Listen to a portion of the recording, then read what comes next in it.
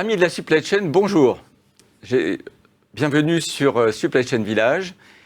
Pour les mercredis de la Supply Chain, je m'appelle Norbert Cohen. J'ai le plaisir d'animer aujourd'hui une table ronde sur un sujet d'actualité qui est comment faire évoluer son SNOP dans un environnement éminemment instable. Et donc pour cela, bien, on a invité autour de la table des éminents experts. Je veux juste dire que vous pouvez poser des questions tout au long de cette table ronde. Notre voix off Hervé nous les reportera à la fin et tout le monde sera heureux d'y répondre. N'hésitez pas. Voilà, alors pour commencer cette table ronde, j'aimerais vous faire un petit tour et demander à chacun d'entre vous de se présenter. Alors, on va peut-être commencer à ma gauche. Paul Gémin. Paul Gémin, tout à fait. Bonjour à tous. Je suis manager chez Sitwell. Alors Sitwell, c'est un cabinet de conseil en supply chain management et performance des opérations. Et pour ma part, je suis en charge de l'offre schéma directeur chez Sitwell et je contribue également au développement de la digitalisation des processus, notamment le SNOP. Très bien. Merci. Guillaume Détouche. Guillaume Détouche, donc associé chez Diagma, cabinet aussi de conseil en supply chain depuis 50 ans. Et j'ai rejoint Diagma il y a 10 ans. Précédemment, j'étais dans les Big Four et je m'occupe de l'animation de pilier SNOP et planification des flux. Stéphane Pardy. Oui, bonjour, je suis responsable avant-vente chez VIF. VIF est un éditeur de solutions de gestion, d'exécution et d'anticipation. On équipe à peu près 500 clients en France. Et sur les processus d'anticipation, on couvre toute la chaîne depuis les prévisions jusqu'à l'ordonnancement, en passant par le PDP, le SNOP, dont on va parler aujourd'hui. Nicolas Comard. Bonjour, Nicolas Comard. Donc, je suis cofondateur et directeur de la société Colibri, qui est un outil SNOP natif du cloud public. Et en fait, notre concept chez Colibri, c'est de rendre le SNOP accessible à tous et à toutes les sociétés, notamment et plus particulièrement les PME et les petites ETI, pour qui c'est parfois complexe de mettre en place des outils un peu lourds parfois. Et donc, on essaie d'avoir une solution simple, rapide à mettre en place et ultra sécurisée. Très bien, merci. Pierre Fournet. Oui, Pierre Fournet, je suis président du cabinet Léon, que j'ai fondé il y a 7 ans, qui est un cabinet conseil en supply chain, avec pour mission de transformer la supply chain de nos clients en un atout concurrentiel. On intervient sur différents sujets, en particulier la mise en place des processus prévision et SNOP, planification, ordonnancement, qu'on accompagne dans la mise en œuvre avec une méthode qui est basée pas mal sur la formation. On est également organisme de formation certifié Calliope, donc qui est l'organisme officiel gouvernemental de certification. Et on a pas mal de formations autour de business games pour accompagner la mise en place des processus, qu'on accompagne également dans la co-animation de ces processus, par exemple les SNOP. Sinon, on intervient sur d'autres sujets comme les schémas directeurs logistiques, externalisation logistique, optimisation logistique et transport. Merci, messieurs. Bien, on va rentrer dans le vif du sujet. Alors, pour commencer, j'aurais voulu poser une question, si l'un d'entre vous peut y répondre, pour rappeler quel est le grand objectif d'un processus SNOP. Alors, est-ce que quelqu'un veut y répondre? Quels sont les grands objectifs? Oui, allez-y. Bon, le processus SNOP vise avant tout à anticiper le futur, donc à se préparer finalement aux incertitudes qu'on va rencontrer sans forcément les avoir toutes. C'est d'actualité. Oui. Exactement. Et de pouvoir préarmer un certain nombre de décisions de façon à donner au niveau tactique et opérationnel les leviers de réaction lorsque les problèmes surviennent. D'accord. Quelqu'un veut compléter? Oui. Moi, j'aime bien l'image du routeur, en fait, quand on a fait de la voile, quand on fait le Vendée Globe, il y a la météo devant, il y a les prévisions, et on sait où on veut aller, mais on ne sait pas forcément par quelle route on va passer. Mais en fait, on est quand même dans le même bateau, et c'est vraiment le principe de l'équipe qui a un objectif, mais qui va définir sa route pour y arriver. Et il ne faut pas tomber dans l'eau, quand même, quelque part. Il ne faut pas perdre un équipier sur le chemin. Non, ça, très bien. Mais alors, quelqu'un d'autre peut préciser quels sont les grands processus du SNOP pour les rappeler? Alors, les grandes étapes du SNOP, après, d'un point de vue théorique, c'est 5 étapes en principe. Donc on a ce qu'on appelle la marketing review. Oui. La marketing review qui est vraiment la revue de l'offre, en particulier de tout ce qui est lancement de produits et fin de vie de produit. Donc c'est une réunion qui est en général, dont le honneur, l'autorité et la direction marketing, qui alimente derrière la demand review. Donc la demand review, comme son nom l'indique, c'est la réunion autour des prévisions de vente. Donc là, on va valider un consensus de prévision de vente entre les différentes parties. Et l'autorité de validation, c'est la direction commerciale. Donc c'est une réunion qui est souvent animée par le supply chain, et en particulier par les prévisionnistes, mais dont en tout cas nous, notre préco, en tout cas la validation finale du consensus soit la direction commerciale, avec derrière des éléments de mesure pour vérifier par la suite la qualité de la prévision. Ensuite, on alimente la supply review, donc là on regarde plutôt la partie capacitaire. Quand on est une usine, on regarde les capacités de production. Quand on est un distributeur, on va regarder les capacités d'appro. Et on regarde les capacités d'appro ou de production par rapport à la demand review, donc par rapport à la demande. Et là on se rend compte que souvent ça passe pas. Et on a une quatrième étape qu'on appelle la reconciliation review, qui permet là de faire des scénarios qui vont permettre de dire comment on fait une adéquation entre la demande et ma capacité. Est-ce que je dois rajouter des lignes? Est-ce que je dois changer de fournisseur, etc. Donc on fait des scénarios qu'on va financiariser. C'est là où c'est important. Quand on parle d'IBP ou de choses comme ça, dans la logique du SNEP, il faut financiariser à un moment donné pour voir l'intérêt des scénarios. Et ça, souvent, c'est une étape qui est tenue, dont l'autorité, la direction financière ou le contrôle de gestion, puisqu'on est dans la phase de scénario. Et la dernière étape, qui est la phase finale, c'est la management review, dans laquelle on va présenter ces scénarios à la direction générale, qui va pouvoir prendre une décision par rapport à des scénarios d'adéquation charge-capacité. Très bien. Alors, on a posé un peu le débat. Je vais m'adresser aux éditeurs. Quel est l'apport des outils de planification par rapport à ces enjeux, ces objectifs, ces process? Qu'est-ce que ça apporte quoi aujourd'hui? Alors, je vais compléter un petit peu, justement avec mon point de vue éditeur, la réponse aux questions qui ont été apportées. Je pense qu'aussi l'objectif du SNOP, c'est d'avoir un plan unifié et coordonné entre toutes les équipes d'une entreprise. Et du coup, ça doit permettre à toutes les personnes qui sont dans l'entreprise, qui vont avoir une action au jour le jour, qui vont permettre d'aller dans un sens, de tous marcher dans le même sens, au même moment, au même pas. Oui. Ce qui donne beaucoup plus de puissance à une entreprise, si vous imaginez, si tout le monde va dans le même sens, que si, service par service, on décide où on va aller. Et donc, par rapport au processus que Pierre présentait tout à l'heure, si on rajoute ce besoin d'être tous coordonnés, on va rajouter toute la problématique autour de la data. Je mettrai une étape avant la marketing review qui est récupération de la data, mise à jour de la data, formatage de la data, les historiques, les articles, les familles, etc. Et en fin de processus, toute la partie reporting, prise de décision et application dans les systèmes pour pouvoir faire marcher tout le monde dans le même sens, en fait.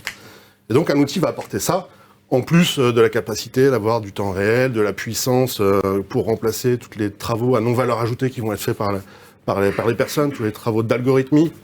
Donc voilà, l'outil, ça permet l'intégration, le temps réel, la coordination et la puissance de l'ensemble du dispositif. Vous utilisez le thème de temps réel, c'est-à-dire qu'aujourd'hui, il y a une nécessité d'être très réactif, on parlait toujours, enfin, le sujet du jour, c'est le SNOP en période un petit peu d'incertitude. Donc moi, j'imagine bien le capitaine d'un bateau en pleine tempête, il y a besoin effectivement pour éviter les problèmes, il y a besoin effectivement d'être très agile et très réactif. Et imaginons que vous n'avez pas de système d'information qui intègre un petit peu tout le monde. Entre le moment où vous prenez la décision et le moment où elle est appliquée et la vérification qu'elle soit appliquée, ça peut être très long et très compliqué. Un outil vous permet, à minima, de transférer ces prises de décision et de les piloter en temps réel. D'accord. Vous voulez compléter? Oui, moi je trouve que tout ce qui a été dit est très vrai. Après, ce qu'on pourrait rajouter aussi, c'est effectivement le besoin à la fois de suivre ce processus qui est assez linéaire, mais à la fois de pouvoir réaliser des retours en arrière et d'intégrer de l'interaction à chaque étape et des bouclages. Aujourd'hui, on peut avancer dans le processus de manière linéaire et se rendre compte dans l'étape 4 que en fait, ça passe pas parce que justement, il y a une pénurie matière ou que dans 6 mois, on n'est pas capable d'avoir tel type de compétences critiques pour satisfaire la demande. Donc la particularité de la période qu'on vit, c'est que le processus linéaire, il suffit pas. Il faut boucler, revenir en arrière, réavancer. Et du coup, il faut des outils agiles. Ça revient sur la thématique de l'agilité et embarquer aussi beaucoup de données, effectivement, comme ça a été dit, des données historiques, des données prévisionnelles, des données en volume, des données en heures de ligne, des données en euros. Donc tout ça, ça fait beaucoup de choses à traiter en des temps très courts. Donc là, les outils aident. Et la troisième thématique qui peut être très difficile en absence d'outils pour nos clients, c'est les thématiques métiers. C'est-à-dire que les métiers ne sont pas juste de l'assemblage pour satisfaire une demande avec des étapes de stock. Il y a souvent des choses plus compliquées. Nous, on travaille beaucoup avec des industriels du fret, donc là, il n'y a pas de stock. Donc un SNOP en mois, ça ne suffit pas. Il faut peut-être passer à des mailles semaines ou des choses comme ça. Il peut y avoir des flux poussés, des flux tirés, de la différenciation retardée. Enfin, un SNOP, ça doit vraiment, et encore plus dans la période actuelle, être très métier, collé absolument au métier. C'est pas un processus supply chain, enfin, c'est pas que un processus supply chain, c'est un processus de direction d'entreprise stratégique Donc ça doit intégrer tout ce qui fait le métier et la particularité métier de chacun des industriels qui mettent en œuvre le process. Oui. Vous voulez rajouter quelque chose? Pour rebondir effectivement sur ce que disaient Stéphane et Pierre, la partie agilité, interaction et prise en compte des besoins des autres métiers pour éviter justement d'être en silo, ça commence dès la partie Demand Review, où on a besoin en fait de se projeter sur un certain nombre de scénarios pour pouvoir faire des simulations, mais dès la demande, de façon parce que finalement une prévision avec un seul chiffre, c'est forcément trompeur, ça sera faux quoi qu'il arrive, donc c'est presque préférable de donner plus des bornes, une fourchette avec lesquelles on peut commencer à travailler pour se dire ça va passer sous certaines circonstances. Et dans quelle mesure il faut activer les leviers, comme on disait, pour réagir de manière coordonnée, concertée, éviter de surréagir également, parce que ça pénalise tout autant que de sous-réagir. Donc c'est trouver le bon niveau de levier à activer au sein des différentes fonctions. D'accord. Oui. Et en fait, ce qui est intéressant aussi, c'est de considérer à quel niveau de l'entreprise le SNOP est fait. Est-ce que c'est par BU? Est-ce que c'est par pays? Et souvent, il y a des discussions sur qui on met autour de la table, qui est invité au SNOP, pour pas en faire une réunion avec 15 personnes. Et je rejoins l'aspect donné sur le fait de factualiser effectivement les scénarios. Et il n'y a rien de plus terrible que quand il y a 15 personnes autour de la table et qu'on ne parle que des chiffres, on n'est pas d'accord sur les chiffres. Donc l'idée étant évidemment, au travers des outils, d'avoir une baseline qui est robuste. Et effectivement, à partir de cette baseline, de construire des scénarios qui ont été préparés, comme le disait Pierre, sur la réunion préparatrice sur l'exécutif. Mais après, l'important, c'est est-ce que j'ai un SNOP, plusieurs SNOP, et en quoi ce processus est un processus de mise en place de la stratégie, mais aussi de son accompagnement pas à pas, et pas un processus où tout est décidé au niveau du budget et après il faut l'impliquer. Là, on est beaucoup plus dans une phase itérative. À quelle maille? Mensuelle, trimestrielle? Encore une fois, ça, c'est des choses qu'il faut définir. Qui participe à chaque réunion? Pareil, ça, c'est des choses qu'il faut clarifier en fonction des environnements dans lesquels on travaille. D'accord. Une question d'ailleurs, là on parle beaucoup de simulation, de scénario. C'est effectivement, dans une période comme ça, il faut pouvoir simuler rapidement. On parle pas d'optimisation. On est toujours dans cette idée qu'il faut pouvoir décrire un scénario pour pouvoir le simuler, ou est-ce qu'on peut aller jusqu'à optimiser? En fait, dans le SNOP, déjà, pour rejoindre ce que disait Guillaume, il y a une philosophie qu'il faut bien comprendre, c'est quand même un plan d'adéquation charge-capacité sur un horizon long. Parce qu'il faut qu'on le précise, on est sur des périodes 12 à 18 mois, voire 24 mois, et on raisonne au niveau famille. On est à un niveau agrégé, 15, 20 familles. C'est un point important, parce que quand on va chez nos clients et qu'ils nous disent « j'ai un processus SNOP », la première question qu'on leur pose, c'est « quel est l'horizon ?» Et quand ils nous disent 3 mois, et quelle est la maille qu'ils nous disent l'article, on leur a fait comprendre gentiment que ce n'est pas un processus SNOP, c'est un processus plan de production ou plan d'appro. Donc on est vraiment sur un horizon long, 12 à 18 mois de projection. On essaie de se projeter même au-delà de 3 mois, de commencer à jouer au-delà de 3 mois, de 3 à 18, 3 à 24 mois, et au niveau famille. Donc ça, c'est un point qu'il faut bien expliquer à ceux qui nous écoutent. On n'est pas sur du court terme, même s'il y a une certaine agilité au niveau du SNOP. Donc c'est un point que je voulais bien remettre au niveau des basiques par rapport à ça. Oui. Oui, alors on parlait d'un sujet très intéressant, donc entre l'optimisation et la simulation. Oui. Il faut comprendre, aujourd'hui on n'a jamais eu autant de puissance algorithmique dans les systèmes qui existent aujourd'hui, mais un algorithme, pour être performant, il a quand même besoin d'avoir quelques points de stabilité, quelques points d'ancrage. Quand on fait du SNOP, on fait de la stratégie. Beaucoup. Une stratégie, c'est quoi?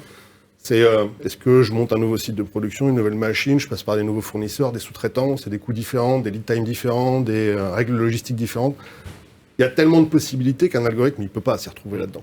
Par contre, une fois qu'on a défini une stratégie et qu'on dit on va se mettre en 2.8 ou en 3.8 et on reste sur une ligne de production ou deux et qu'on donne des règles à un algorithme, là, il va pouvoir faire une optimisation pour prendre en compte ses contraintes et sortir le meilleur plan, que ce soit par rapport au remplissage des machines, au taux de service, au niveau de stock ou encore au plan au moindre coût ou à plus grande marge. Ça, il sait faire, mais il faut quand même lui donner quelques points stratégiques pour qu'ils puissent se référencer à quelque chose.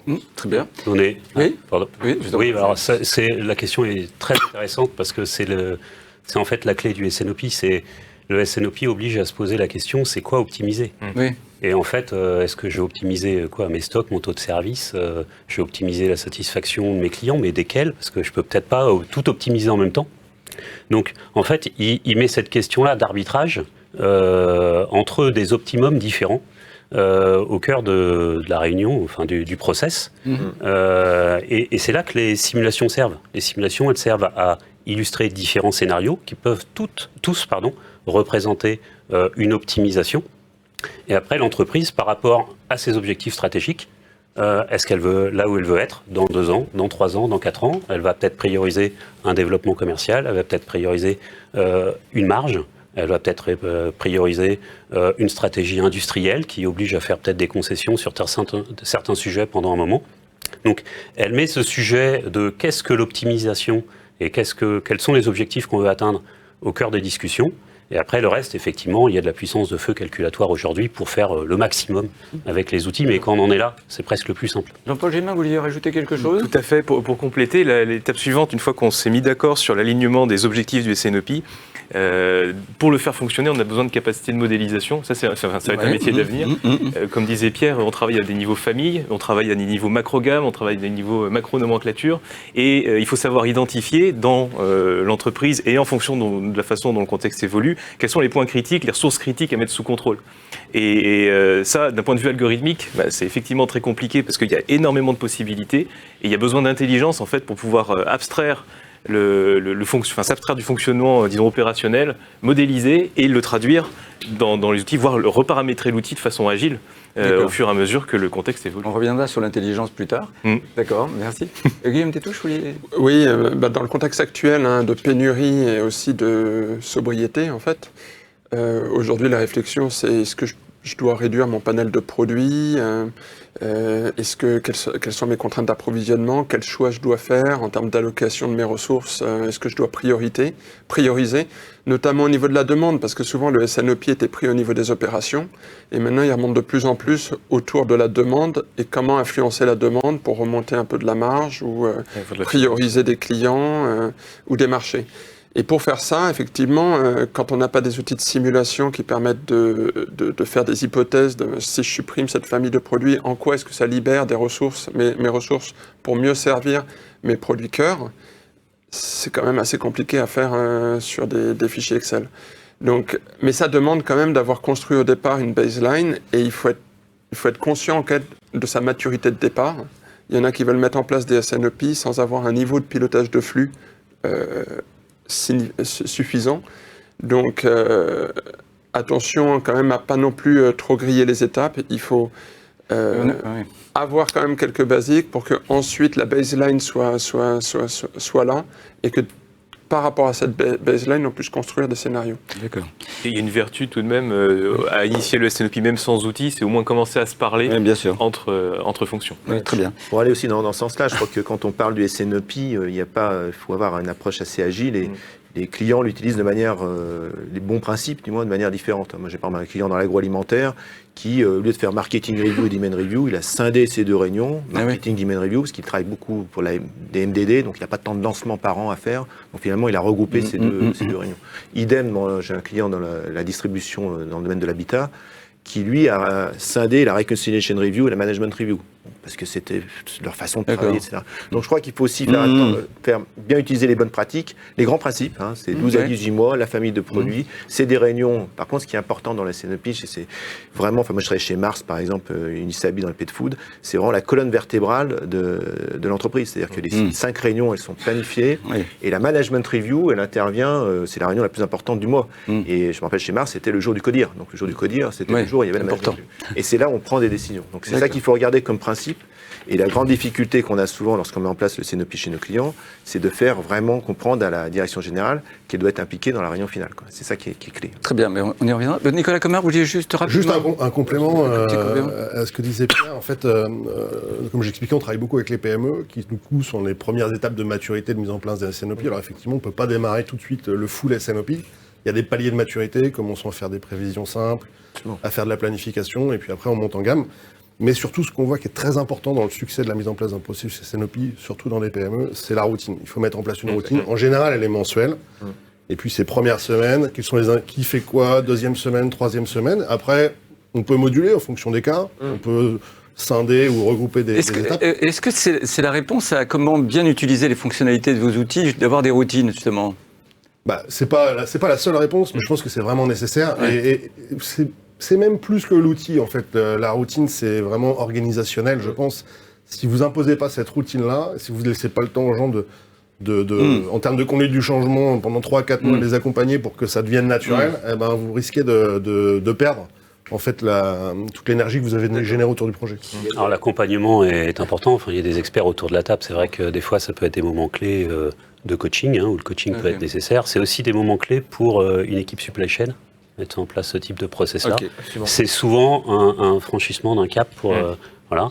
Et les choses se font effectivement en toute progressivité chez nos clients. Il faut savoir se donner des étapes. Outil ou pas outil, à la limite, c'est secondaire. On va y revenir. Oui, vous avez Pierre Fournet, rapidement quelque chose. C'était juste un exemple pour l'aspect pragmatique aussi, la mise en place. J'ai un client, je me rappelle, dans le sud-ouest, on a mis en place les processus SNOP, donc on avait défini les processus cibles.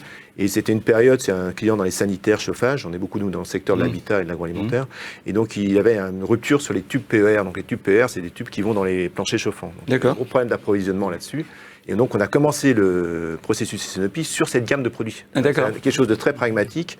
On va dire, au lieu de tout faire, tout faire en même temps, on fait un pilote là-dessus. Et ça a été extrêmement bénéfique parce qu'on a pu annoncer à leurs clients qui étaient France Bonhomme, on a pu anticiper en disant, voilà, dans 3 mois, il n'y aura plus de produits, c'était le PER rouge. Voilà. Pendant 3 mois, il n'y en aura plus, ça va durer pendant 4 mois. Et après, le PER rouge revient. Et entre-temps, on va te mettre du PER blanc. Donc, en fait, le client a été complètement impliqué dans la démarche et il a très bien pris. D'accord. Et notre client à nous a dit, c'est super, parce qu'en temps normal, ils auraient attendu la rupture et seraient cassés par leurs clients. Alors, je te reviens un peu sur cette question de comment utiliser les fonctionnalités au mieux. Est-ce qu'aujourd'hui, les clients utilisent au maximum bien toutes les fonctionnalités des outils, ou comment ils pourraient faire pour mieux les utiliser? Est-ce que c'est la routine? Vous disiez qu'il y avait d'autres choses. Oui, effectivement. Alors, il y a un sujet qui est très tendance en ce moment, par exemple, c'est la collaboration. Alors nous, on propose beaucoup la collaboration parce que notamment sur la partie demand review, l'algorithme c'est bien, le prévisionniste c'est bien. Par contre, le commercial qui est connecté au client, le marketing, le chef de produit, parfois le partenaire ou le client lui-même, ils ont des informations qui sont pas forcément prévisibles. Un référencement, déréférencement, nouvelle stratégie d'un client. Et ça peut pas être géré par un algorithme. Et il y a que la personne qui est au contact du client qui peut savoir. D'accord. Et donc, la collaboration permet à tous de sortir un plan meilleur, avec une meilleure visibilité.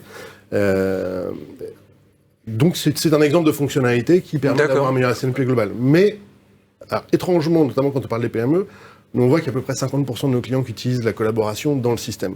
Pourquoi ? Parce que la collaboration, c'est pas juste une fonctionnalité d'un outil, c'est aussi un mindset d'une entreprise.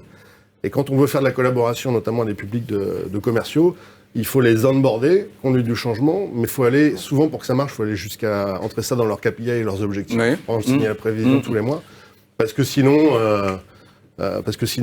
chasser le naturel, il revient en galop. Si on n'est pas obligé de le faire, on le fait pas. Oui, c'est ça. Après, il y a des expériences, effectivement.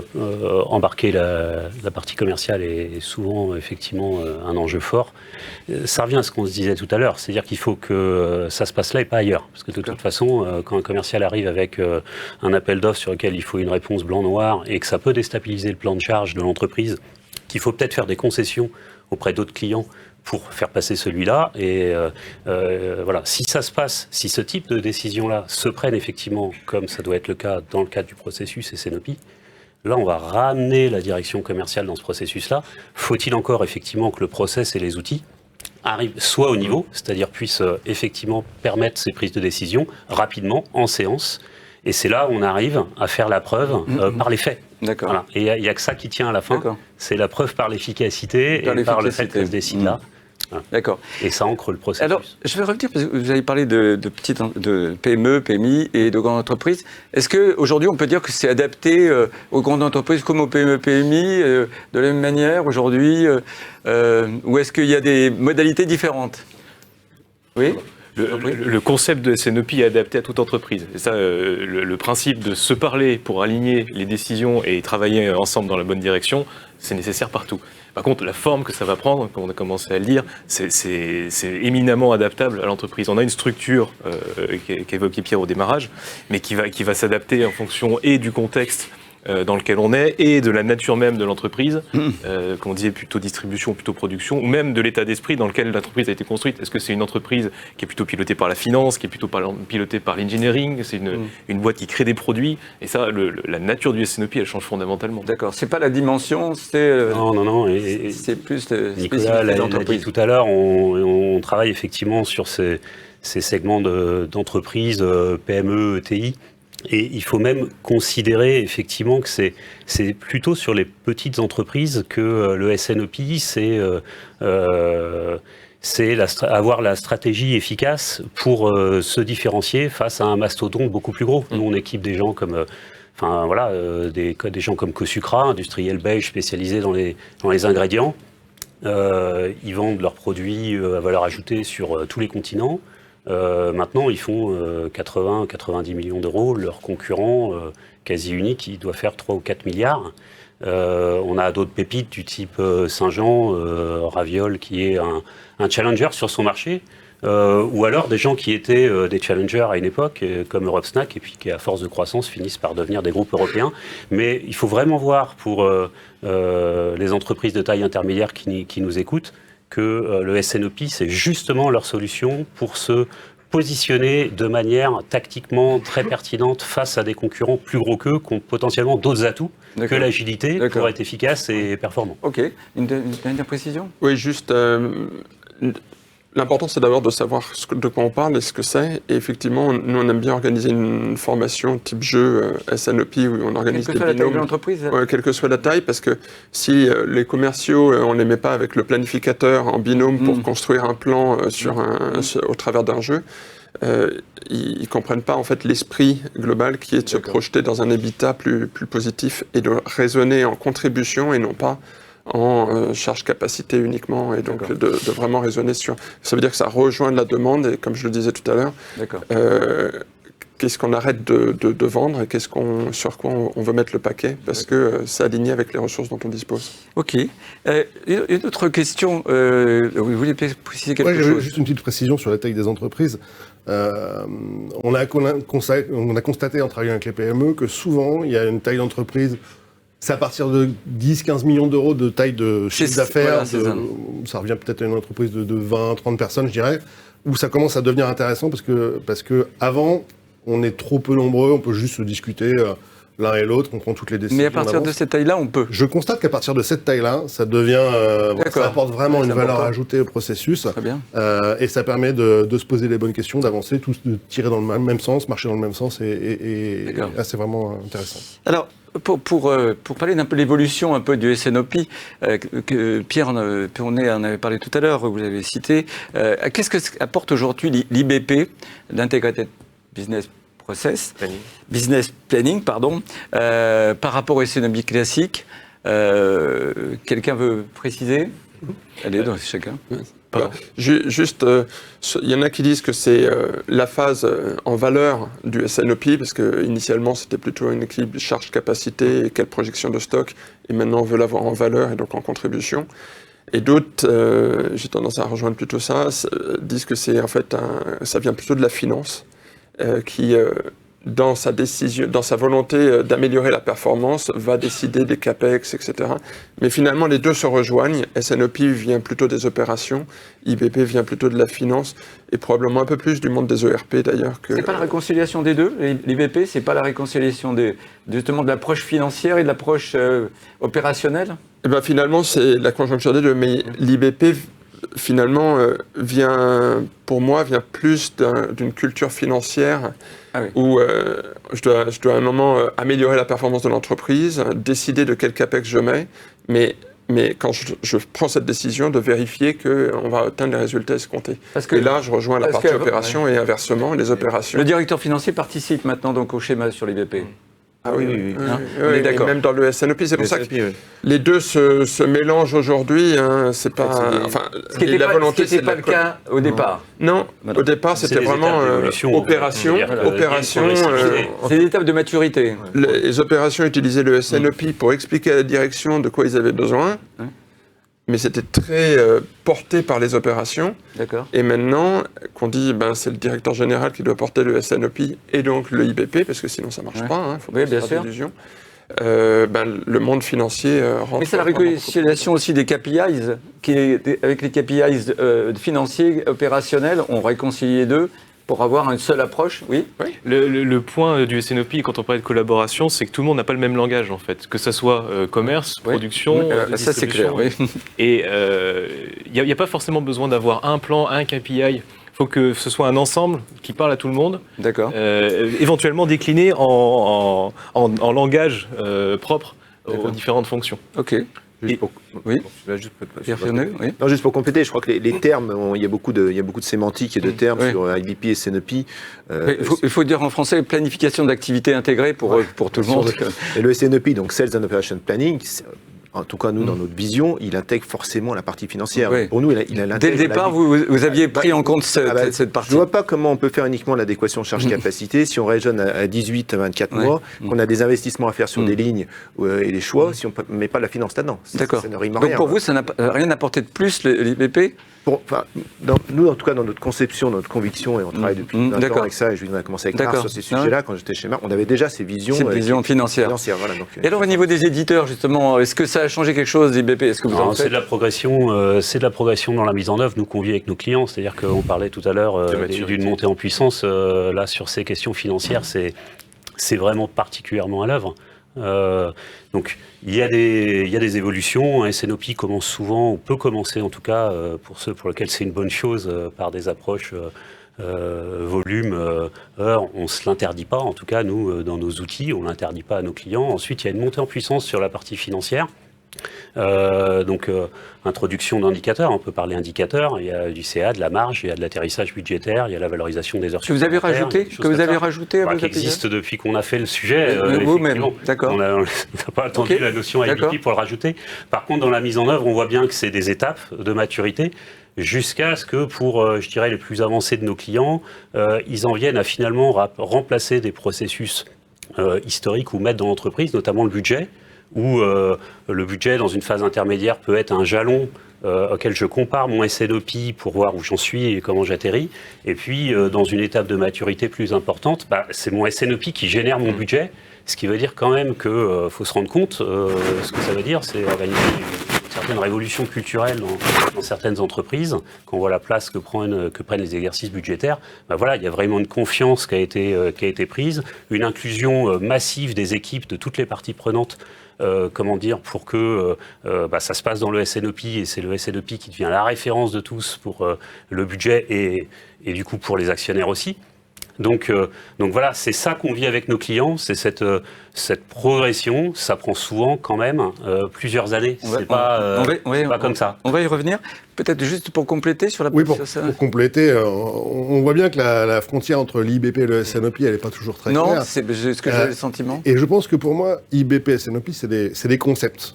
C'est des concepts, mais en fait, dans un outil, à partir du moment où on a les données, on a les deux informations, on a un moyen de planifier. Faut-il prévoir quand même d'avoir la structure de données adaptée? Oui, mais aujourd'hui, effectivement, je pense que la plupart des outils l'ont depuis un moment même.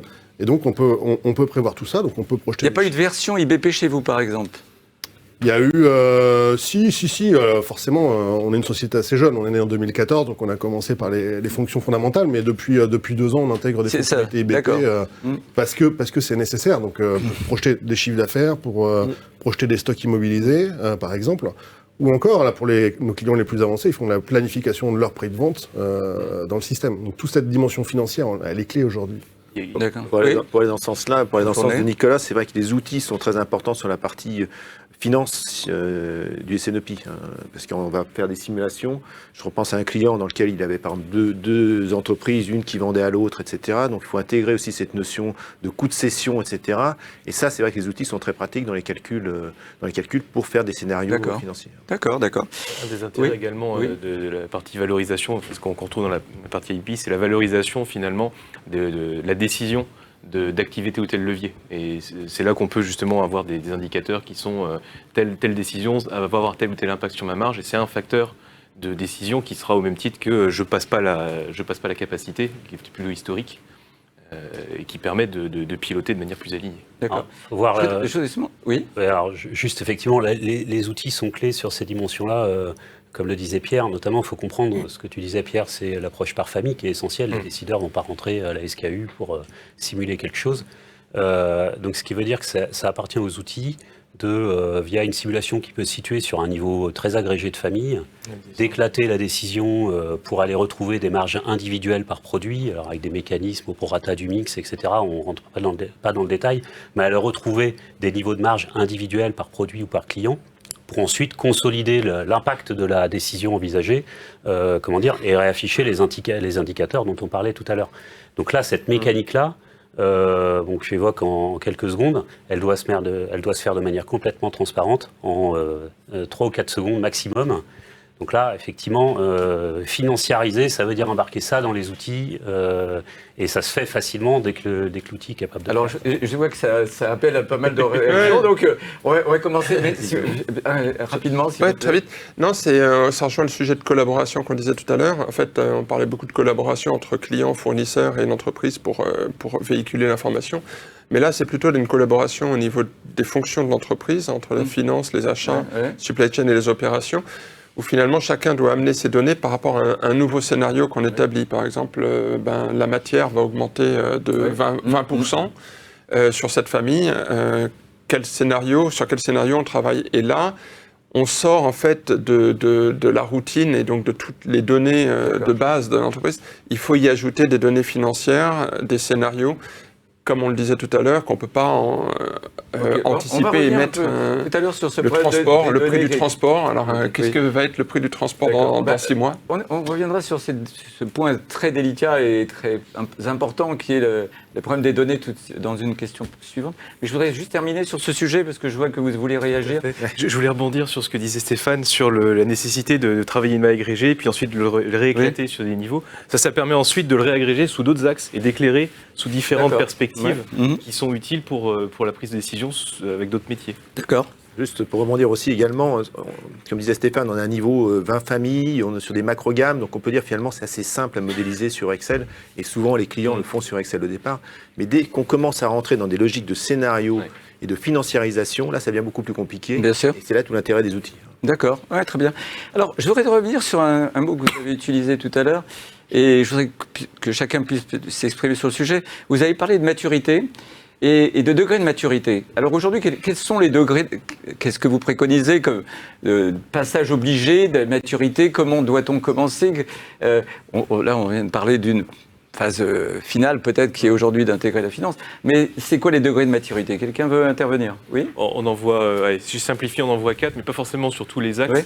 On ne se parle pas, on est en silo, chacun de la direction a ses propres objectifs et on est objectivé. Bon, on a peu de chances d'arriver en commun. On commence à parler ensemble. Là, on ne parle pas de Cénopi à ce moment-là. Oui, là, chacun est dans son coin. Donc, il y a éventuellement une direction qui est déclinée sous forme d'objectifs individuels, mais ça... Voilà, là, on n'a pas commencé à faire des process. Niveau 1, on commence à se parler déjà entre fonctions, au sein de l'entreprise. D'accord. Niveau 2, on intègre également les partenaires extérieurs, internes. Et niveau 3, niveau au-delà, on se projette justement avec ces indicateurs intégrés sur un pilotage qui va dans le même sens. Est-ce que chaque étape doit être suivie? C'est-à-dire qu'on le fait dans l'ordre ou est-ce qu'on peut aller directement à l'intégration? Pour le simple, est-ce qu'on intègre les fournisseurs et les clients avant même de s'être intégrés dans un premier temps? C'est difficile de brûler les étapes. Bon, d'accord. Oui, Pierre Fournet. Pour aller dans le sens aussi, il y a un point qui me semble en tout cas essentiel dans les domaines où on travaille, donc l'habitat, l'agroalimentaire, mais tous les domaines où il y a du flux. Je ne parle pas des domaines make to order, engineering to order, c'est un peu différent, mais c'est d'avoir déjà mis en place un processus prévision. Parce que c'est quand même la première étape. C'est la première étape du processus. Si on n'a pas de prévision, on ne peut pas faire derrière d'analyse de capacité. Donc il faut déjà mis en place un processus de prévision pour vraiment attaquer un processus. D'accord. Quelqu'un veut compléter? Non. Pour compléter juste sur l'autre axe, là on parlait de collaboration, on a l'axe également compréhension de ce que font les outils. D'accord. Parce que un des gros risques, c'est de vouloir aller trop vite sur un outil très perfectionné, très pointu, on se retrouve avec une boîte noire que personne ne sait expliquer au sein de l'entreprise. Et là on perd confiance dans Alors les éditeurs ne peuvent être que d'accord. Je vais compléter, on va effectivement, je suis d'accord avec tout ce qui a été dit sur les phases C'est de maturité. quoi les étapes de maturité? Pour vous, c'est les mêmes? Maturité, mais nous, ce qu'on vit en fait, surtout pour revenir au sujet de la table ronde, c'est les crises aussi qui favorisent la maturité. C'est-à-dire qu'on peut, effectivement, ça se documente, des étapes de maturité, progresser sur un sujet, sur plusieurs axes. Il y a les process, il y a les organisations, il y a les outils. Bon, ok, mais les crises en ce moment, elles poussent effectivement à une remise en cause des process actuels. Et souvent, indépendamment des réflexions qui peuvent être sous-jacentes dans les entreprises, c'est les crises qui vont servir de révélateurs. Voilà, donc les crises de disponibilité matière qu'on vit en ce moment, voilà, les crises dont on parle. Hein. Moi, j'ai un client avec lequel j'ai échangé il y a quelques semaines, sécheresse cet été. C'est un client qui fait des ingrédients dont je commence à vous parler tout à l'heure. Sécheresse cet été, il ne peut pas récolter ses produits. En tout cas, le faire plus tard que d'habitude. Bon, à la limite, pas de problème, il les récoltera plus tard. D'accord. Oui. Autre problème quand même, c'est un client en Belgique, risque de coupure d'énergie cet hiver. D'accord. Donc qu'est-ce qu'il fait? Du point de vue, contrainte de récolte, il est obligé d'attendre, ou alors il a des pertes de produits. Du point de vue contrainte énergétique, il serait obligé d'anticiper et de faire maintenant, de peur de devoir arrêter sa production pour des raisons énergétiques. Donc, il doit prioriser ces choses-là. Et là, ça met le sujet... Ça accélère la maturité. Ça accélère la maturité. Après, l'entreprise, elle s'adapte. Elle n'a pas le choix, elle s'adapte. D'accord. Oui, et puis, dernière précision sur ce sujet, parce qu'on a encore pas mal de questions. C'est un très bon point de dire que les crises font prendre de la maturité aux sociétés aussi. Juste pour la petite histoire, je me rappelle d'un client, quand le Covid est arrivé, ils se sont retrouvés du jour au lendemain à travailler chez eux plutôt qu'au bureau, donc télétravail, avec des confinements qui s'ouvraient et qui se fermaient dans tous les pays d'Europe. Et donc du jour au lendemain, sur Colibri, ils ont travaillé en collaboration sur la plateforme web, tous les jours, dire qu'est-ce qui se passe, qui ouvre, qui ferme, qu'est-ce qu'on vend, qu'est-ce qu'on pousse, qu'est-ce qu'on retient. Et tous les jours, ils ajustaient ça et ça leur a permis de traverser le Covid de très belle façon en fait. D'accord, ouais. Et ils sont sortis du Covid avec beaucoup plus de maturité qu'avant et beaucoup plus assidus sur Colibri, ce qui m'allait bien aussi. D'accord. Alors, justement, merci de ces précisions. Je crois qu'on a compris que la maturité, c'était pas quelque chose qu'on décidait à l'avance, mais que ça pouvait être... Et c'est vrai que le Covid a quand même favorisé pas mal de changements. Et pour revenir un peu aux spécificités, parce que chaque entreprise se considère très spécifique, et à tort ou à raison, mais comment vous abordez ces problèmes de spécificité, que ce soit en termes de consulting ou d'éditeur? Est-ce que vous leur imposez un moule de process, ou est-ce que... Alors, Pierre, prenez rapidement. C'est très intéressant votre remarque, parce qu'en fait, nous, on arrive avec nos bonnes pratiques, on connaît nos bonnes pratiques, on sait qu'il y a un processus de prévision, comment il doit être conçu, un processus SNOP. Et en fait, tout l'art, notre métier, entre guillemets, c'est de faire adopter ce processus cible aux clients. Donc, bien sûr, on les fait travailler en atelier, mais on les emmène vers ce processus cible. D'accord. Alors, ce que je disais tout à l'heure, les processus cibles, il ne faut pas qu'ils soient rigides. Donc, les étapes vont varier en fonction des clients. Un processus de prévision de vente, j'en ai fait peut-être des dizaines et des dizaines, mais c'est jamais le même dans les... Ouais. Et pourtant, quand on regarde, c'est toujours un processus de bonne pratique. Donc, il faut être très souple, mais toujours aussi garder à l'esprit le client de l'emmener vers les bonnes pratiques. Donc, d'accord. C'est ça notre D'accord, très bien. Oui, vous voulez compléter. Vous abordez un sujet qui est critique ou stratégique pour un éditeur logiciel. Pour un éditeur, ça a toujours été, Parce qu'on a tous connu, on connaît tous le spécifique, le développement spécifique, spécifique du métier, développement spécifique. Il y a deux écoles, soit développement spécifique, soit on enrichit la R&D. Le développement spécifique a l'avantage d'être beaucoup plus rapide à faire et moins cher. Par contre, il est, on va dire, sclérosant pour un logiciel. C'est-à-dire qu'aujourd'hui, par exemple, on a à peu près 75 clients. Si on avait 75 versions de Colibri, quand vous voulez faire une montée de version, ça fait 75 non-régressions, c'est quasiment impossible. C'est impossible, bien sûr. Et donc, on a pris le parti pris dès la création de Colibri de dire, on va créer un code unique pour tout le monde. On met toute la R&D à travailler avec les clients sur des nouveaux use cases. Alors, il faut attendre un petit peu, ça prend 3 ou 6 mois à la place de 2 semaines. Mais on enrichit et on donne accès à toutes ces nouvelles options, à tout le panel de clients. Et du coup, ça rend l'outil super évolutif et on fait des livraisons continues toute l'année. Ouais, très bien. Oui. Je vais compléter juste par suivant une industrie, quand on est dans la cosmétique, le sujet du SNOP, c'est plutôt qu'est-ce que je vais introduire comme produit plus rapidement ou moins rapidement. Ouais. Évidemment, quand on est dans le pneu, comme Michelin, qui est quand même une des références en termes de SNOP, c'est vraiment le prix de revient et comment est-ce qu'effectivement je maîtrise mes coûts pour atteindre... Donc évidemment, d'un environnement à un autre, les sujets de toute façon de discussion au niveau du SNOP ne sont pas du tout les mêmes. Bien sûr. Mais si, par exemple, moi j'ai vu des environnements où... Vous parlez de Michelin même par segment d'activité. activité, c'est-à-dire le poids lourd par rapport à l'automobile. En général, on cloisonne par rapport aux ressources qui sont partagées et mutualisées ou par région. Mais l'important, c'est qu'effectivement, quand on est à l'affaire, aujourd'hui, la décision, c'est qu'est-ce que je dois acheter comme composant compte tenu de la crise pour que je puisse faire mes machines à terme. Et donc, c'est toute la réflexion de ma nomenclature pour avoir les composants à long délai. Et le risque que je prends à les acheter aujourd'hui par rapport à l'évolution potentielle des machines. C'est pas Hardy, vous vouliez compléter, merci. Oui, alors sur l'aspect métier, c'est vrai que nous, on l'a pris par deux aspects. On l'a pris par l'aspect niveau de personnalisation particulièrement important. Le SNOP, c'est quand même un outil de pilotage, c'est un outil qui est mis dans les mains de la direction générale. Donc en général, il ne s'agit pas de lui pousser, que l'éditeur lui pousse artificiellement. Il risque de se reprendre ses développements dans la figure. Donc il y a un niveau d'adaptation qui est particulièrement fort. Et il faut que chaque entreprise, indépendamment de ses particularités métiers, puisse vraiment personnaliser son processus, sans que ça soit lourd et toujours effectivement prêt à l'emploi, mais aussi personnalisable. Donc là, aux éditeurs de faire ce qu'il faut pour que ça soit les deux. Oui. Et le deuxième point, c'est que les particularités métiers, souvent, je dirais, si on en fait à chaque client, effectivement, ça s'appelle un spécifique ou un standard.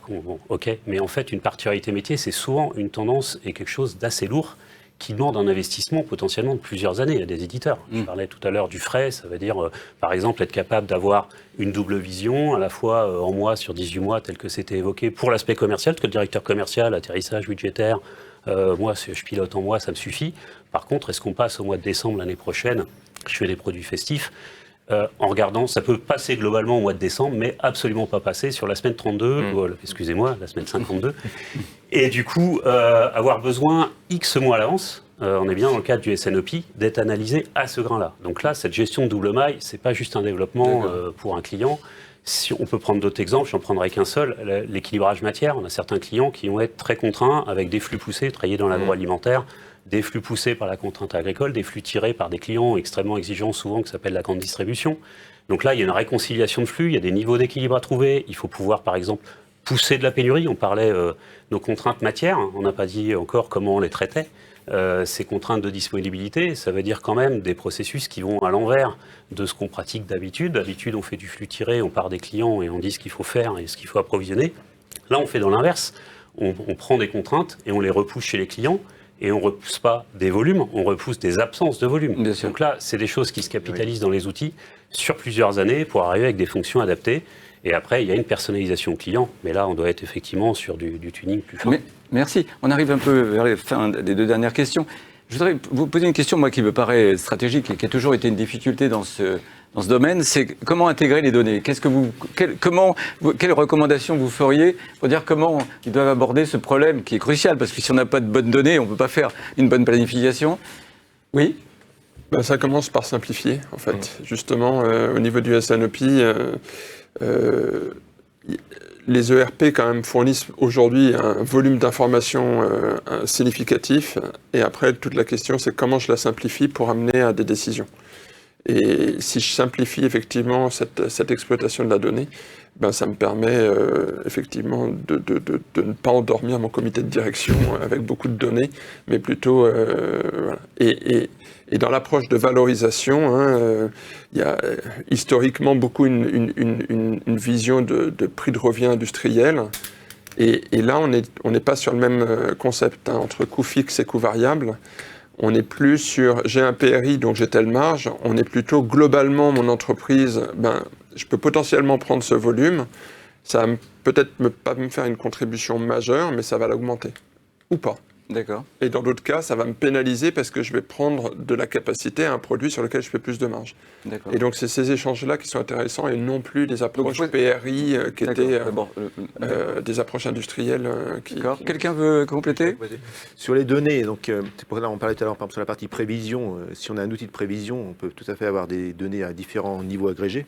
Donc si on veut travailler la famille avec un outil de prévision, on a des prévisions à la famille, donc c'est très facile d'intégrer les données de l'outil de prévision dans l'outil SNOP ou dans son processus SNOP. Là où ça devient un peu plus complexe, c'est quand on doit faire en production, on travaille la famille et qu'il faut raisonner avec des macrogammes. Donc là, c'est aussi intéressant d'avoir des outils pour gérer des macrogammes dans l'outil de SNOP. D'accord. Il y a un travail à la fois de récupération d'infos. Alors attendez, effectivement, je pense que c'est quand même souvent... Alors, il y a des questions techniques sur les données. mais elles passent dans nos outils, elles deviennent quasi secondaires. Enfin, on est en général outillé pour traiter ça, donc il reste des questions métiers importantes. Le niveau de granularité, c'est Et vous travaillez avec des consultants d'ailleurs pour travailler sur tout en amont de tout ça ou c'est... Alors effectivement, déjà effectivement les consultants, on l'a dit tout à l'heure, peuvent servir effectivement à préparer le terrain et c'est clair qu'il y a des sujets plutôt sur la maturité. Nous, on peut aussi accompagner souvent sur la partie données. Je dirais là, il y a un terrain de recouvrement entre le savoir-faire des sociétés de conseil et le savoir-faire de ce qu'on peut proposer. En tout cas, nous, ça nous arrive souvent de faire des diagnostics sur la partie données parce que effectivement, évaluer ces niveaux de détail et la maturité, ça peut se faire. Votre éditeur Une recommandation de plus sur comment intégrer les données? Pour compléter la partie données, donc Guillaume a parlé du niveau de détail qu'il faut savoir agréger. Il y a également la capacité à récupérer de la donnée. Simplifier, oui. Récupérer de la donnée qui n'existe pas forcément dans l'entreprise. On a par exemple besoin d'aller chercher chez les clients pour avoir une meilleure perception de ce qui se passe. Ouais. Et la donnée de cette nature-là, elle n'est pas forcément toujours chiffrable, uniforme, et ce qui est un peu délicat à rentrer dans un système. Donc on a besoin de capacité également de rentrer de la donnée de manière plus ou moins informe et de savoir ensuite la retraiter pour prendre les bonnes décisions. Mais il faut se lancer dans le process souvent pour fiabiliser la donnée. C'est-à-dire que sinon, on enclenche par quel bout on commence. On fiabilise la donnée, oui, mais c'est un effort long. Si une donnée n'est pas fiable depuis 5 ans ou 10 ans dans une entreprise, c'est que voilà, il y a des choses qui font qu'il y a des freins à le faire. Donc il faut déclencher ce qu'on disait tout à l'heure, une utilisation de la donnée pour que du coup, une donnée utilisée, c'est une donnée que l'entreprise va fiabiliser et puis on s'améliore après dans le temps. Nicolas Comard, vous voulez rajouter quelque chose sur ce sujet? Alors c'est vrai que les éditeurs, on investit tous énormément pour faciliter la transaction de données, l'interfaçage de données avec souvent les ERP. Parce que chez nos clients, souvent, la ressource de l'IT qui va faire les interfaces, c'est souvent déjà critique et déjà saturé. Donc aujourd'hui, les éditeurs vont vraiment vers la simplification pour que ça ne génère que quelques jours de travail de chaque côté et que ça rende la mise en place plus rapide. Et j'ajouterais juste quelque chose, c'est intégrer la donnée, oui, il y a une vraie question de quelle donnée. Je pense notamment à un exemple. C'est bien de ça dont on parle, j'ai travaillé avec un client qui est dans le pneu et il avait mis le cours du caoutchouc dans ses écrans de prévision. D'autres qui mettent les avis consommateurs des produits quand ils sont en B2B2C. Donc ces données, des paramètres exogènes qu'on va chercher sur le web par exemple, permettent aux prévisionnistes de dire voilà, que ça me donne un feeling sur comment va évoluer le produit. Bien sûr. D'accord. Oui, une dernière précision. Oui, non, c'est comme le dit Nicolas, je pense que c'est très lié à quelle décision on peut prendre. Donc, est-ce qu'on doit monter en 2.8 ou en 3.8 et c'est quoi les éléments qui vont faire prendre cette décision? Est-ce qu'effectivement, si j'ai la demande de la Chine en métal qui explose, forcément, je vais avoir une situation de pénurie. Et donc, quels sont ces éléments que je dois capter pour finalement prendre les décisions au niveau de mon process? D'accord. Allez, une dernière précision alors. C'est très vrai, dans la construction du processus SNOP, les premières étapes, c'est l'identification des leviers qu'on souhaite activer et les mettre au bon niveau. Est-ce que c'est un levier de nature SNOP, plutôt PDP, plutôt opérationnel? Et de là en découle de quelles données on a besoin pour pouvoir faire fonctionner cette prise de décision. Alors, merci. Une dernière question que je voudrais vous poser, mais qui est presque devenue une question incontournable. Est-ce que le développement de l'intelligence artificielle, alors je ne m'adresse pas qu'aux éditeurs, mais aussi aux cabinets de conseil, va modifier, va apporter quelque chose qui va modifier le process et l'approche du SNOP? Qui veut parler de ça? On parle de... Comme la question est adressée au conseil. Au conseil et aux éditeurs. On croit beaucoup à l'IA pour identifier les signaux faibles et effectivement ensuite les exploiter. Le deuxième zone d'application, c'est dans la correction automatique de la data parce qu'il manque souvent quelques données dans les systèmes et d'être capable d'avoir des systèmes qui détectent qu'il y a une donnée manquante et je vais la remplacer par une donnée avoisinante mais qui va pas complètement tout me chambouler, ça évite de se retrouver face à des chiffres qui sont complètement incohérents. Et donc cette IA peut vraiment aider pour automatiser des choses qui peuvent être très chronophages, sinon parce qu'on n'a pas eu une interface qui a tourné à tel endroit et donc on ne décide pas de reprendre les données du mois passé pour pouvoir avoir une réunion constructive. Je prends un exemple. Peut-être pour compléter, en effet, la correction automatique des données, c'est un point très utile de l'intelligence artificielle. Un autre point intéressant au niveau des prévisions, c'est d'identifier des profils de lancement qu'on peut appliquer à un nouveau produit. On a un nouveau produit avec telle caractéristique, l'IA va pouvoir nous chercher des profils de lancement correspondant à ce nouveau produit. Donc ça, c'est très intéressant. Idem pour les promos, même principe, on cherche avec l'IA des profils de promo qu'on peut adopter à une nouvelle promotion. D'accord. Quelqu'un Les veut éditeurs. compléter?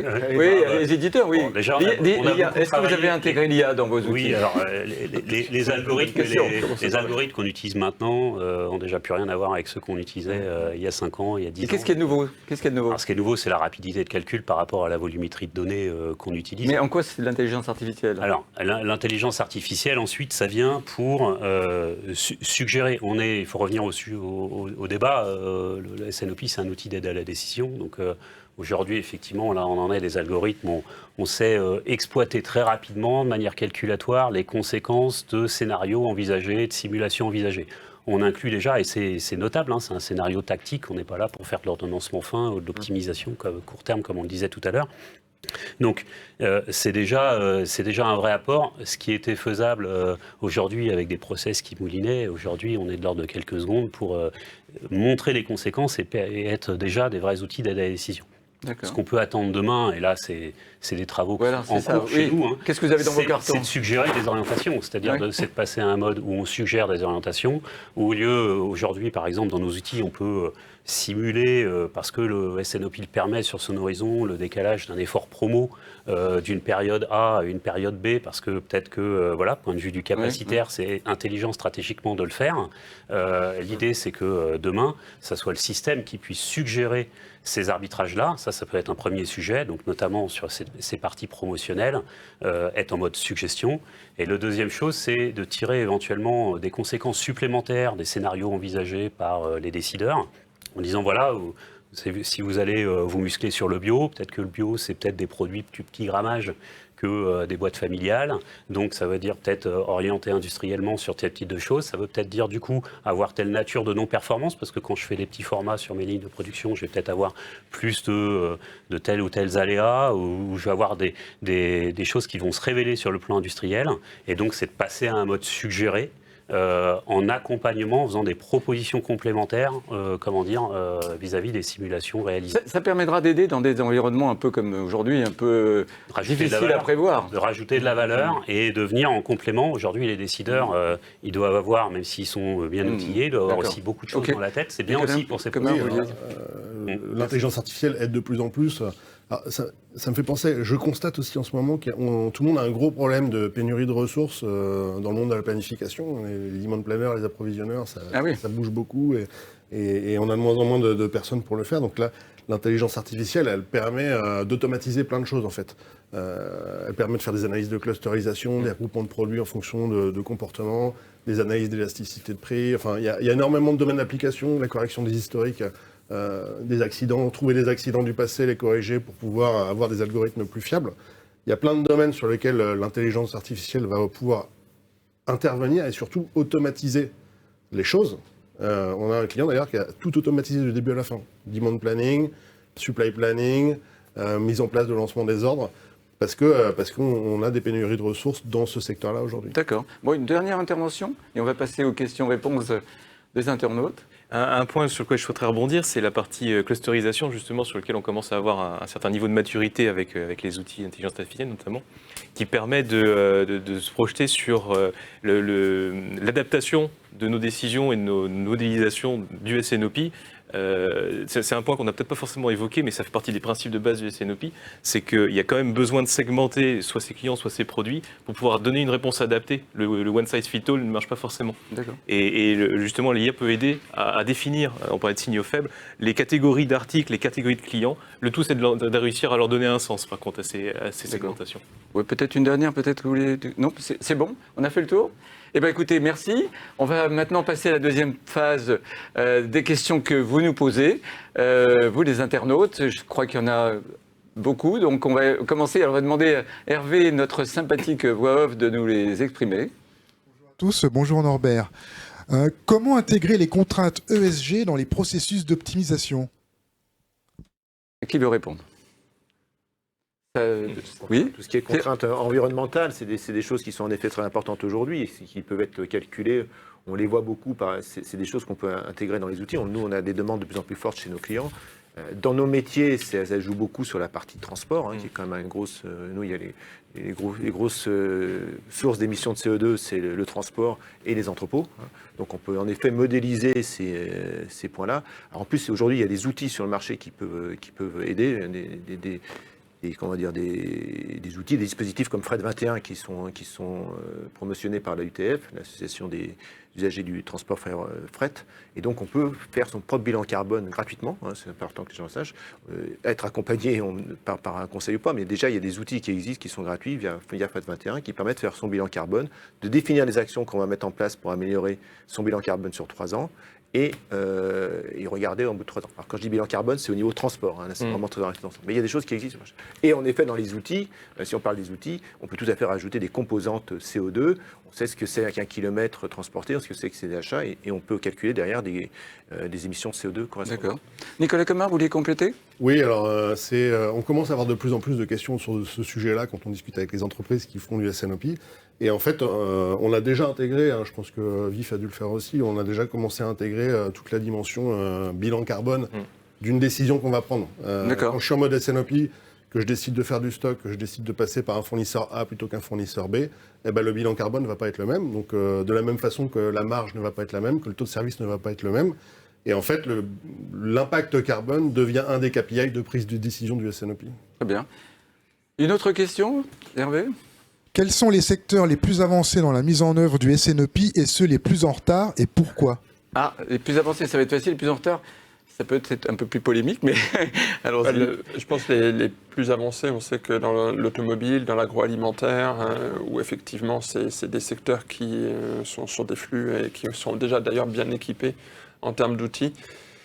Ceux qui sont un peu plus en retard, on va dire plus les secteurs à l'affaire, donc comme le BTP par exemple, ou les fournisseurs du BTP, mais qui sont en train de le rattraper assez rapidement parce que justement ils comprennent en fait l'intérêt et surtout avec la variabilité de la demande de se mettre d'accord. Paul Géma, vous voulez compléter ? Oui, les secteurs dans lesquels on a encore la chance, je dirais, d'avoir un carnet de commandes ferme suffisamment profond pour pouvoir être sûr que l'utilisation du MRP suffit finalement à la planification.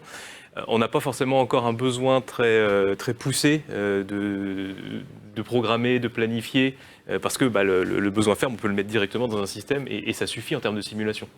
Je ne dis pas que tous les secteurs qui ont c'est pas une facilité, ce comportement. On ne peut pas dire que c'est général. Oui. Mais par nature, ils ont moins besoin prégnant de SNOP. Oui, compléter. Oui, moi, je n'ai pas de vision globale statistique sur les secteurs, mais ce que je constate, c'est que même pour mes clients qui sont les plus avancés, finalement, il leur reste des choses encore à améliorer sur ce processus. C'est un peu un chemin quand même. Donc finalement, même quand on a franchi des étapes majeures, on voit surtout ce qui reste encore à faire. Un contributeur qu'il s'agit encore de ramener autour de la table parce qu'il n'y est pas, ou des choses comme ça. C'est un process en cours qui doit s'améliorer en permanence. Donc peu importe en fait le niveau de maturité atteint, la question c'est la prochaine marche à franchir pour encore s'améliorer. Une autre question, Hervé ? Quels sont les principaux freins rencontrés dans la mise en œuvre d'un SNOP ? Alors, je pense que c'est l'adhésion du DG. En fait, d'ailleurs, on le voit, je parlais justement avec un grand groupe du bâtiment, quand un responsable de BU a mis en place un SNOP en fait, dans une BU en fait, et qu'il a vécu en fait, l'intérêt en fait, de la démarche, la meilleure chose, dès qu'il change de BU, c'est la première chose qu'il met en place. Donc ça passe par vraiment une adhésion des dirigeants au process. Et après, les modalités, on les aide pour les mettre en œuvre, mais fondamentalement, il faut être convaincu qu'une stratégie ne se met pas en place comme ça. Elle se met en place avec les hommes. Et même dans un secteur agroalimentaire, là c'était assez drôle, en fait, on a abordé le sujet comme un sujet de communication pour l'entreprise, qui était de dire on a une réunion SNOP et chaque responsable a en charge de communiquer les décisions au niveau de l'organisation. Donc ça en faisait un outil de communication. Est-ce qu'il y a un autre frein qui peut... En fait, on rencontre des freins. On parlait tout à l'heure des interfaces, disponibilité des équipes informatiques pour faire des interfaces, qualité de la donnée, disponibilité des équipes métiers pour mettre en place la solution puis l'accompagner. Mais au final, tout ça, ça revient au même problème. C'est-à-dire que si le directeur général il est convaincu, tous ces freins-là n'existent pas en fait. Ce sont juste des mauvaises excuses. Donc c'est toujours le DG. Ouais, c'est vraiment, enfin, je pense qu'on dit tous la même chose, qui est plutôt bon signe, mais c'est l'humain, effectivement, au sens où, moi je connais beaucoup d'industriels voilà, qui veulent faire des projets ou améliorer leur processus, que ce soit outil ou pas outil, mais, et le facteur limitant, c'est l'humain, notamment, il faut voir, pour être en permanence avec eux, les contraintes qui pèsent aujourd'hui sur les équipes supply chain. Elles peuvent avoir très envie d'améliorer leur process et de mettre en place un outil SNOP, mais elles sont, étant donné tout ce qui se passe en ce moment, parfois limite en burn-out. Et donc c'est pas le moment pour faire un projet, forcément. Enfin, elles voient pas ça. Elles ont extrêmement le besoin. Voilà, il me le faudrait. Mais aujourd'hui, je suis complètement sous l'eau en mode pompier pour mener effectivement le projet d'amélioration. Un autre frein pourrait pas être le fait d'avoir des difficultés à acquérir les données, justement, pour pouvoir faire... On disait que sans de bonnes données, on ne peut pas faire la bonne planification. C'est un frein, mais c'est ce qu'on disait tout à l'heure. Si on a une volonté de la direction générale, c'est des freins. On va y arriver. On va y arriver. Et en fait, on rencontre souvent au niveau des prévisions, le frein qu'on a souvent pour la mise en place des processus prévision, c'est la direction commerciale. C'est d'impliquer la direction commerciale dans le processus. Et au niveau de la mise en place des processus SNOP, c'est l'implication de la direction générale. D'accord. De manière générale, c'est tout ce qui est silo, baronnie, ça va aller à l'encontre de... Bien sûr. Il faut casser les silos, il faut casser les murs, je dis souvent. Très bien. Hervé, une autre question ? Oui, on a parlé donc pendant cette table ronde du concept plutôt général de SNOP, mais pour vous, qu'est-ce qui est spécifique aujourd'hui? Qu'est-ce qui est nouveau ou complémentaire dans ce contexte plus incertain? On parle beaucoup d'outils, mais est-ce que ces outils existent aujourd'hui pour gérer l'incertain ou est-ce qu'il y a encore des verrous à lever? Oui, alors effectivement, je pense qu'on a un peu abordé, mais on peut l'aborder aussi sur le problème qu'on n'a pas abordé jusqu'à présent, des prévisions. C'est-à-dire qu'aujourd'hui, on tire tout ça à partir de prévisions qui sont basées sur des historiques, etc. Enfin, la question, est-ce qu'aujourd'hui c'est adapté Est-ce que d'ailleurs, on n'a pas parlé aussi de l'event management, qui est la possibilité de réagir s'il se passe quelque chose de différent? Qui veut répondre à cette question? Je pense qu'effectivement les prévisions sont importantes, mais le contexte aujourd'hui c'est de la pénurie. Et comme je le disais, c'est un choix d'allocation. Et pour qui a fait un processus d'allocation dans les systèmes d'information, c'est très compliqué à décider et ensuite à mettre en œuvre. À dire finalement j'en ai 50, à quel client j'alloue cette quantité et cette ressource disponible.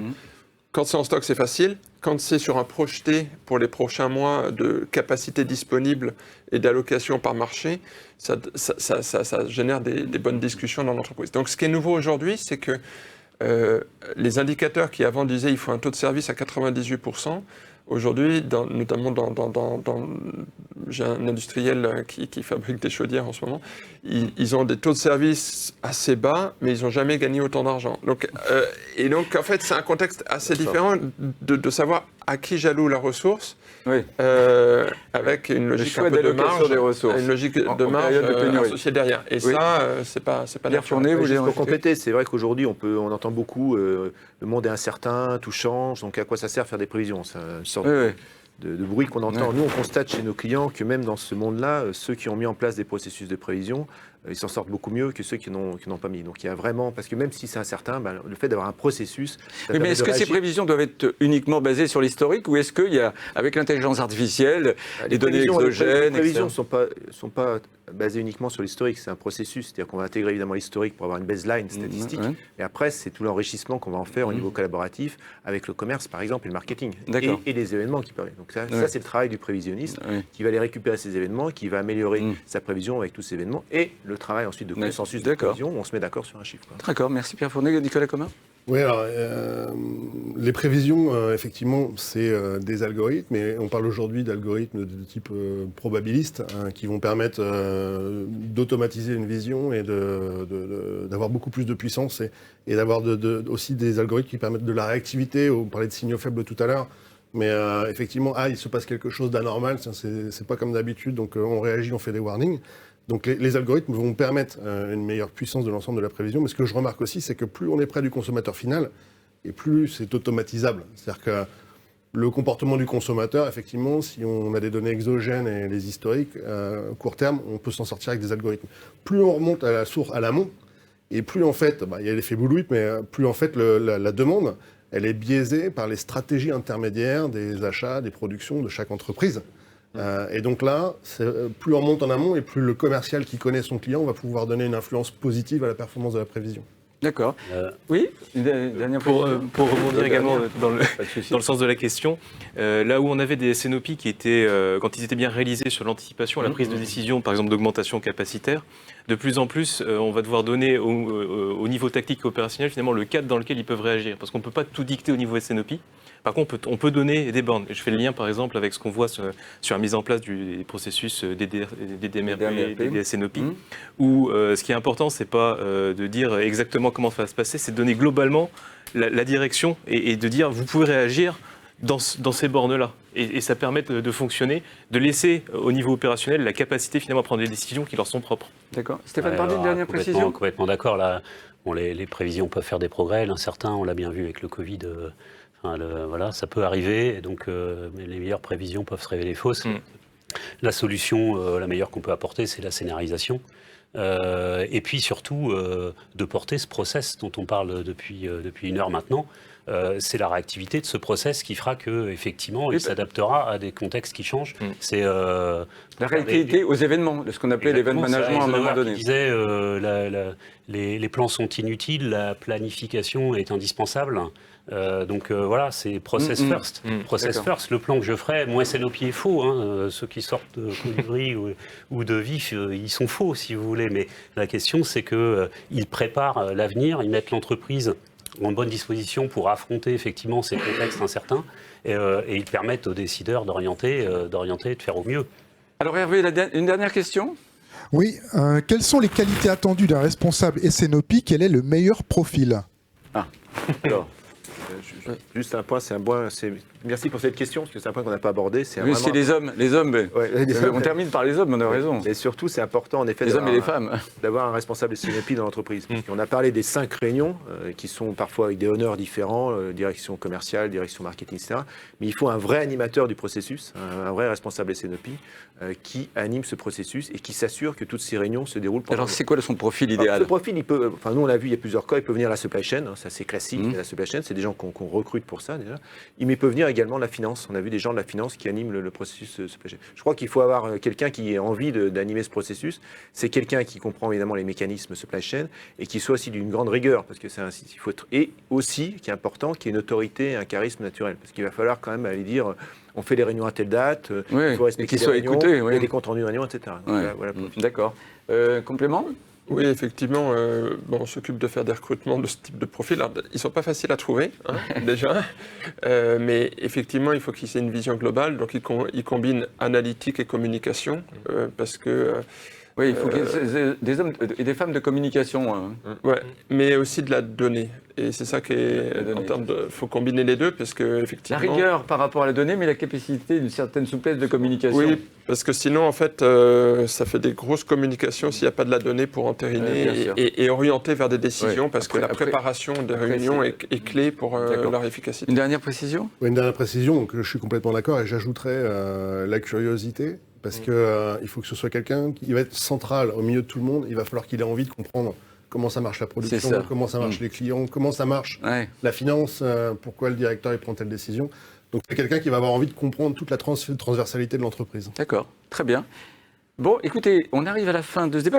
J'aurais voulu, mais alors de manière synthétique, que vous puissiez donner peut-être une ou deux recommandations à ceux qui nous écoutent aujourd'hui, pour terminer le débat, mais vraiment de manière synthétique. Pierre Fournet. Je crois que le débat était intéressant. Ce qu'il faut dire à ceux qui nous écoutent, qui n'ont pas encore mis en place de processus SNOP, il faut y aller. C'est quelque chose qui est important. Ça apporte beaucoup aux entreprises et ça permet vraiment d'apporter un atout concurrentiel à son entreprise. Très bien. Nicolas Comard ?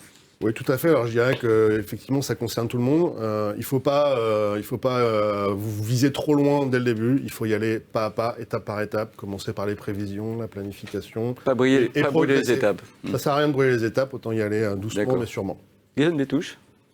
Oui. Pardon, je vous passe à vous. Guillaume Détouche. Je ferai Stéphane Pardy après. Oui, je confirme ces éléments-là. Il faut se lancer parce qu'il y a comme ça qu'on apprend, en restant simple, autour des décisions qu'on veut amener au niveau du comité de direction, parce qu'il n'y a rien de pire que de venir avec une réunion d'information qui finalement ennuie tout le monde.